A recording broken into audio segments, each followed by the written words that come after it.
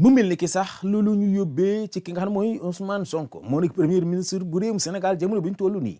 dafa mel ni jamono ji moom itam moo ngay am kàddu yoo xam ne mu ngi koy tontu jëmale ko ci ki nga xam ne moom mooy président France di wuyoo ki nga xam ne mooy Macron moom mais nag ginnaaw ba mu yëkkatee ay kàddu daal di wane na daal ñoo ñi nga xam ne ñoom ñooy suñu anciens combattants yi rawatina si mooy Caaroy 44 ñi nga xam ni boo moon lañ leen fa ginnaaw bañ demee ci xeex bi ba ñëw tubaab bi boobu boobee ñu leen boo moom mu mel ni que nag Macron wane na daal 6 personnes moom reconnaître na leen ci mu mel ni que nag loolee moo waral kookee di Ousmane Sonko di njiitalu jëwriñ ñi nekk ki nga xam ne moom mooy njiital li nga xam ne moom mooy Pastef mel leen tamit yëkkati na ay kàddu jëmale ko ci Macron di wane ne nag daa war a respecter li nga xam ne moom mooy ñi nga xam ne ñoom mooy terrailleurs yi waaye rawatina si ñoom ñee nga xam ne ñoom ñoo leen boom ca 1944 foofee sa camp Thiaroye googee nga xam ne kenn dootu ko fàtte ci li nga xam mooy africain yi mu mel ni ki sax histoire boobee sax ci ay historiens yu bari wane nañ ne ñoom dañoo dëpp li nga xam ne mooy histoire bi ndax li ko waral mooy dañ wax ne ñoom bañ demee ci xeex bi ba ñëw dañ doon laaj li nga xam ne mooy seen xaalis maanaam seen payoor lañ doon laaj tubaab yi woo leen nax leen daal di leen boom suul leen ca foofee nga xam ne mooy camp Thiaroye mu mel ni am na ñoo xam ne sax weddi nañu ne loolu daal foo li nga xamante ni moom mooy histoire la histoire bi dëgg du woon loolu waaye mu mel ni que nag kàddu yooyee tax na tey ñu bëri ci askan bi tamit yëkkati nañ ci seen i kàddu jëmale ko ci li nga xam ne mooy Ousmane Sonko ci taxawaay boobee nga xam ne am na ko waaye mu mel ni que sax mi doom loolu waral kookee di Bougane Gueye Dany moom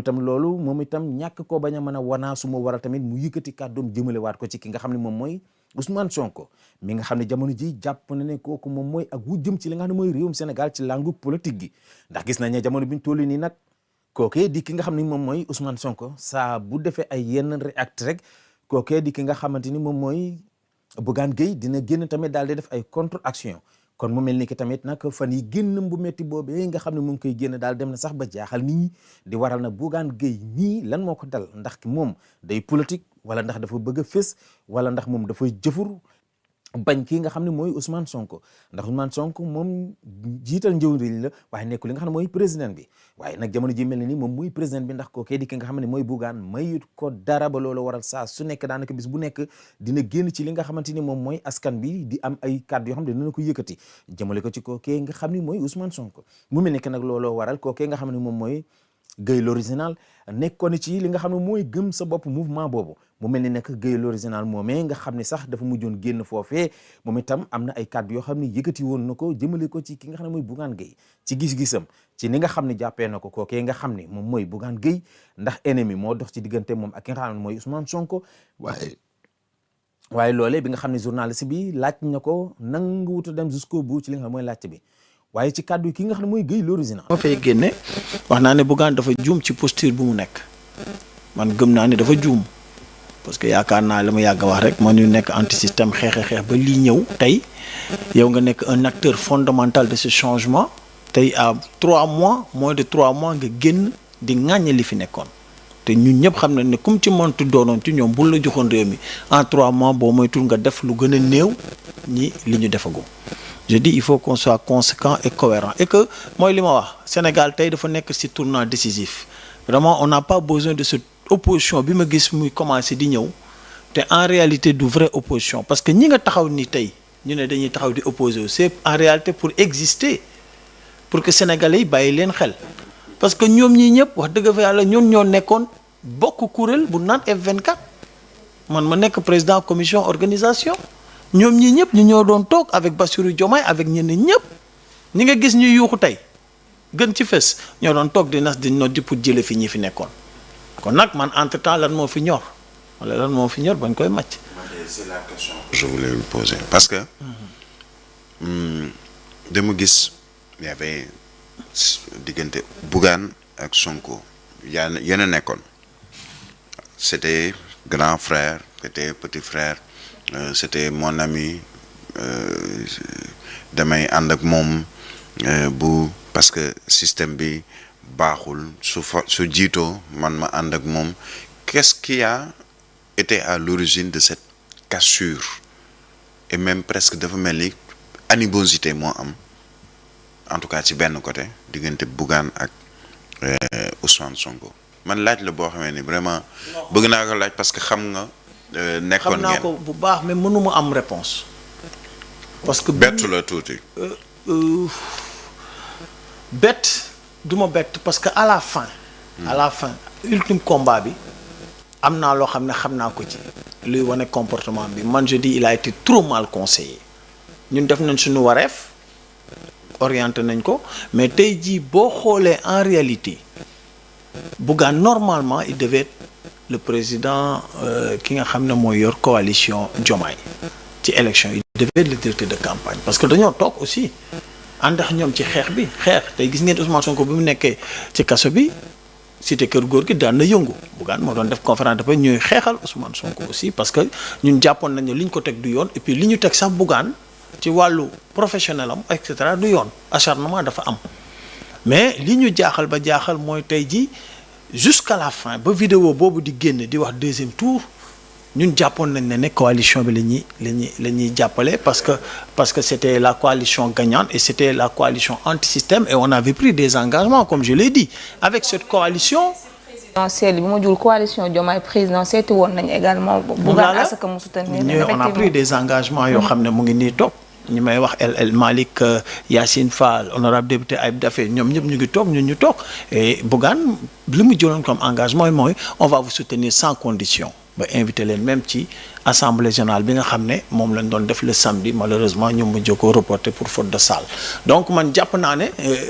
sa question mënuma ko répondre pourquoi parce que man sama bopp man décision boobu c'est vrai wax na ma ko le samedi wax naa ko li ma ci xam mu génn ko à 13h et ça a créé un tollé et le lendemain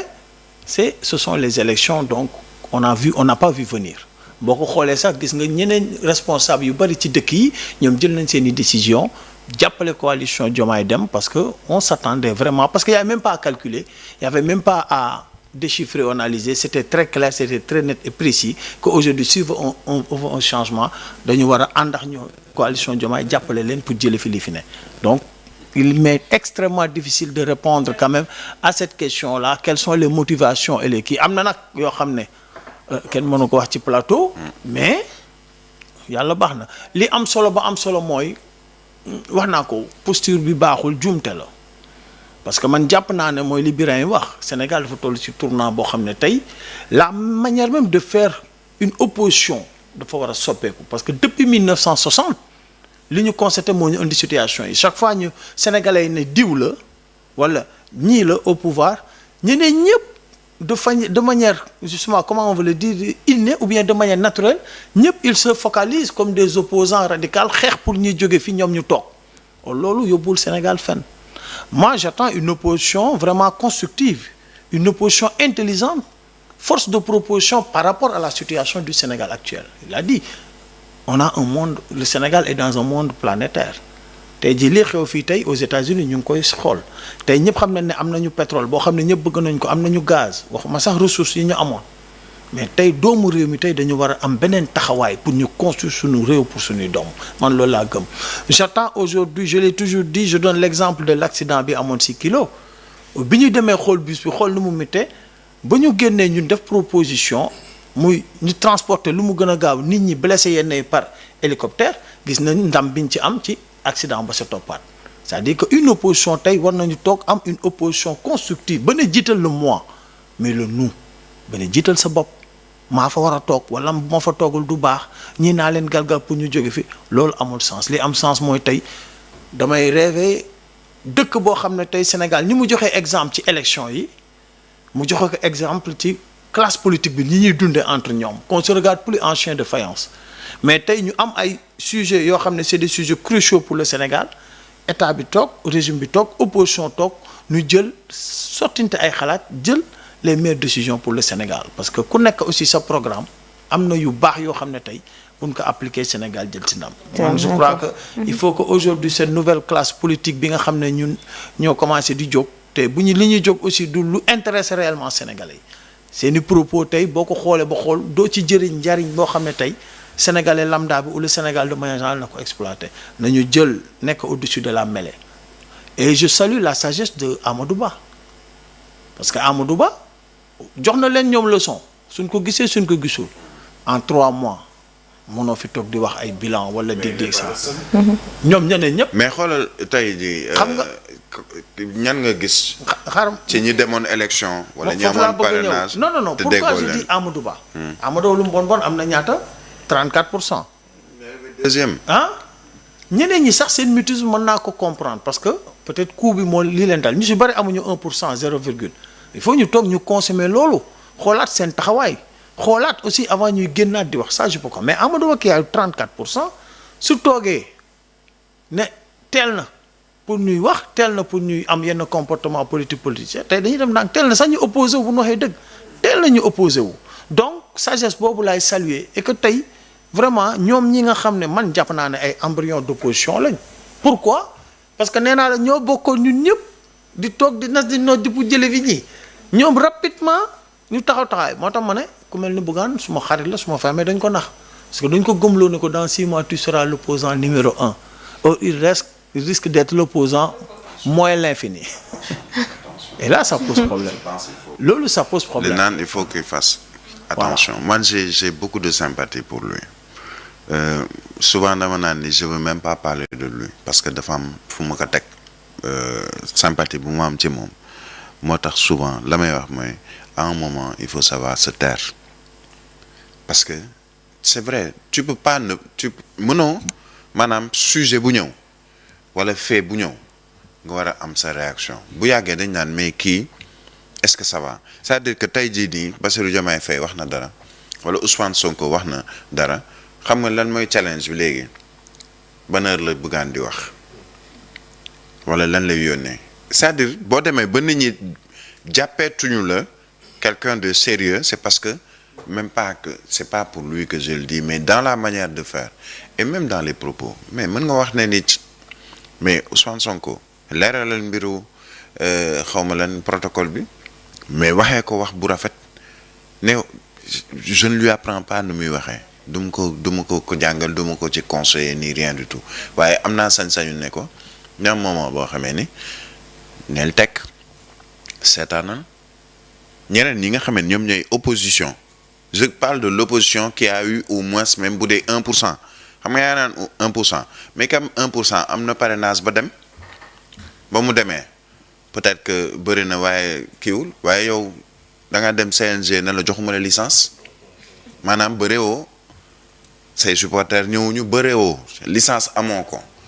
mais doo ne teg nga xaar tuuti ne xaaral le temps que ma defarwaat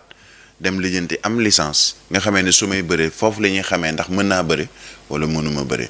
waaye bëri boo xamee ne dañ ko encadré nga ñëw ne ni non par force léegi mbër mi sax du mbër mu aay waaye demal bëri ba pare wala nga am licence ba war a am combat wala alamin tëggalee combat boobaa nag après ñu doog mu xool mais vraiment avec vraiment l'amitié et la sympathie que j'ai pour lui et je le dis sur un plateau. moom loolu bëggoon naa la ko wax ak li ñu bind da ngay gis Birahim attaque Bougane li nit ñi siti di titre ak la ngay wax. loolu man site yi moom du ma wax ci site yeeg YouTube yeeg yooyu ñu bind leneen titre c'est pour vendre les gens écrivent des titres pour vendre. Bon quelquefois vraiment daf may porter préjudice comme ça peut porter préjudice à une autre personne mais c'est avec sympathie bu mu am ci moom te xam na ko j'ai beaucoup de sympathie pour lui pour la personne parce que liggéey naa ak moom pendant quand même quelques années mais seq nañ loo xam ne man ak moom ak comme keneen mën nga fa jógee te teewul da ngay seq ak moom jàmm mais le conseil comme ni ko Mamadou Gueye waxee te nekk ak moom depuis des années mooy à un moment ne suis pas ceux qui te disent non yow la gis naa naan yow la mais même ñun ñii ci plateau bu ñu toogee ñu naan Birahim soo moytul mën ngaa réer bu ñu nee yow la neel teg nga xool xool sa bopp dégluwaat sa bopp nga ne ah est-ce que du ma xaaraat tuuti wala est-ce que du ma defarwaat tuuti mais boo ñëwee ci lañ da ngay safe mais boo demee ba ëpp wax wala wax bi ëpp mais à la limite da ngay dem ba mujj soof nit ñi.